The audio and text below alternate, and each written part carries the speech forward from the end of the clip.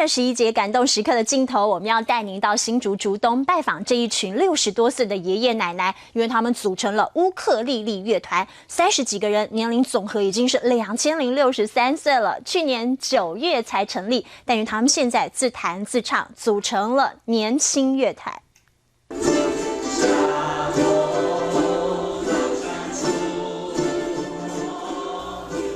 弹自唱，弹奏乌克丽丽，这群爷爷奶奶架势十足。这是竹东客家也疯狂的乌克丽丽团。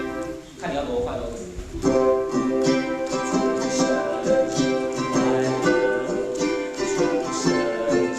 以。爷爷奶奶认真听讲，想不到的是，这30几名团员年龄总和已经是2063岁，可以说是全台最资深的流行乐团。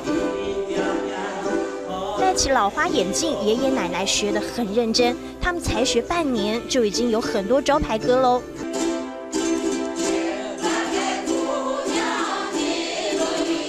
不但能够自弹自唱客家歌，也能跟上流行，连流行天王周杰伦的歌他们都会唱。 跟着旋律摇摆，7首歌组成的组曲一样难不倒这些银发族。他们还到处表演，一展长才，能够练就一身好本领。因为他们可是活到老学到老。每天晚上在被窝里面哦，就这样手一直这样哦。我先生说：“你为什么抓痒抓那么久？”我说：“我不是抓痒，我是在学。” 年纪最大的张美妹77岁了，学了乌克丽丽，觉得自己变成17岁，因为年轻时没有办法学乐器，现在终于能够圆梦。